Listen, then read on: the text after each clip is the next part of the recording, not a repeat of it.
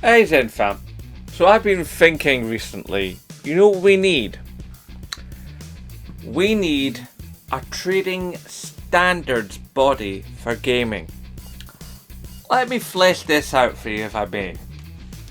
You see, for every kind of service or trade or even media organization or communications organization, there's a trading standards body that govern the behaviors of those entities. The telecommunications trading standards body. Most nations have such a thing of how you can and cannot behave as a business when you run these services. How you're supposed to treat your workers, how you're supposed to treat your clients, how you're supposed to treat the actual infrastructure.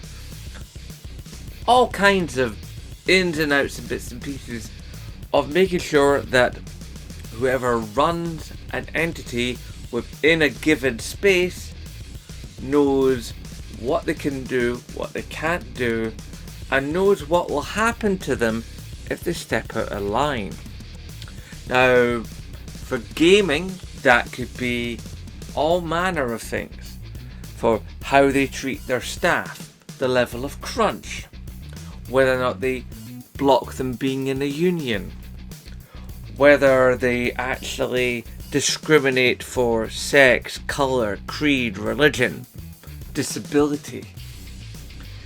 For the customer, how well the game is when it comes out. Is it fully built? Is it feature complete? Is it an asset flip piece of nonsense? Does it have predatory transactions? Is it based on gambling mechanics? Is the game suitable for the age rate that's on the box? Has the game, there's so many ways you could question about what a software title should and should not be able to do, and how a company that builds a title should and should not be able to do. So there's a lot to unravel within this. So I've got some notes on my phone, which is not something I usually do. Usually I go straight off the dome, but a lot of this is kind of complicated, so I want to make sure that I'm doing it right. So people will obviously ask first off, well, what powers does trading standards officers have? Well, that would be trading standards can turn up at your place of business unannounced, seize goods, records, computers, mobile phones, interview staff on the spot, seize personal and company assets, instigate arrests and criminal proceedings. In short, they can effectively shut down you and your business. Now imagine that. You're a big game company, you think you're untouchable, but you step out of line towards the consumer, i.e. you and me. If enough complaints get made to the proper body that actually has enforceable regulations and powers, then this can only ever be a good thing, because then we'll actually have games that come out feature complete and work. And the workers of those games will be treated correctly and will be paid correctly, and will probably no longer be suffering the whims of the employers going like, well, we've made that game, now we just fire everybody because that game's made, instead of putting them into the next game.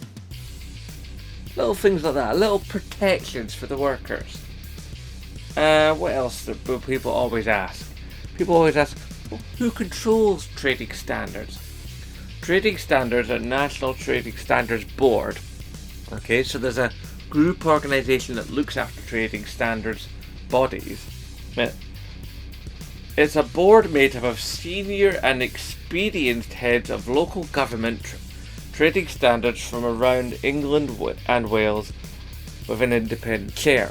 Now, shame it doesn't say Scotland there, but I'd like to think that in an independent Scotland we could have that be a Scottish trading standards body of gaming once we eventually gain our independence.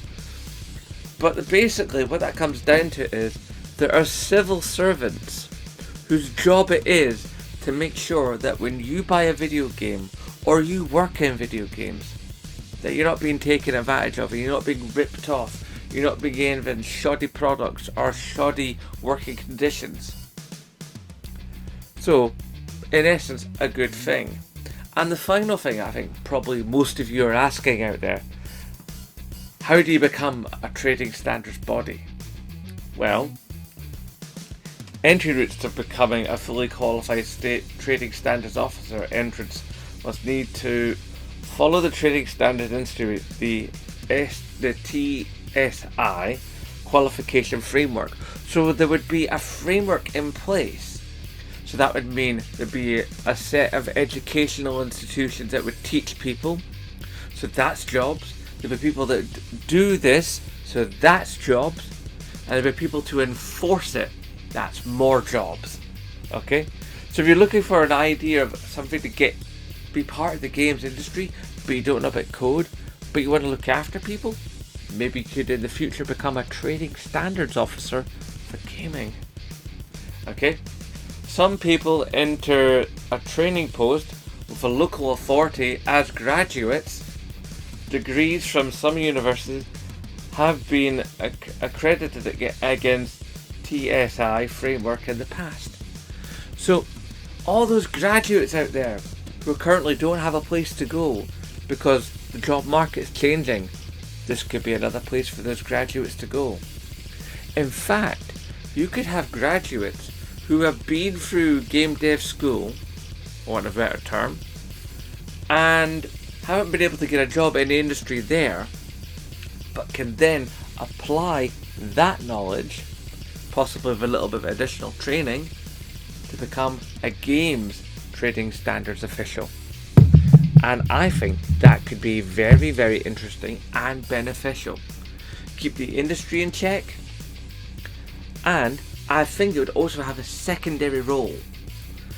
Think of how much recently we've heard about this game company buying that game company and that game company buying this game company. And then we hear about these game companies who've bought all these other various game companies, then all of a sudden having to lay off large swaths of staff and close studios and close down projects that are already well in the swing of going along, thus putting in danger the jobs of those people, thus putting the stock of those companies into question, because the shareholders are going, well, hang on, I invested in your company because I believed that you were going to make these things, and now you're not making these things. I'm calling trading standards. All these things and more could be involved when a company buys another company and then doesn't follow through with having that bought-in company create what it was going to create as part of the idea of it being bought. Also, never mind the fact that, as I previously stated, so many companies have been bought by other companies and then they've downsized the workforce. Now, to my mind, if you've got the money to go out and buy another company, how about instead you use that money to make sure you don't have to lay off your workers and keep on making successful games? Maybe you'll have to scrabble the money together a little slower to buy another entity. I've got no problem with you buying other companies if indeed your sole goal is to make more awesome games. But if your sole goal is to pump up the value of your share price, get that share price really, really high, then claim you've got no money and then sack a bunch of your workers, you can do one. And I think it's stuff like that that a games trading standards body could look after, could police, and in cases of extreme negligence, prosecute. But obviously, I'm no legal expert. Maybe you are. Maybe I'm missing something. Maybe there's something extra that could be in what I've spoken about. Maybe there's more layers. Obviously, I welcome your commentary down below, so typey, let them bloke know.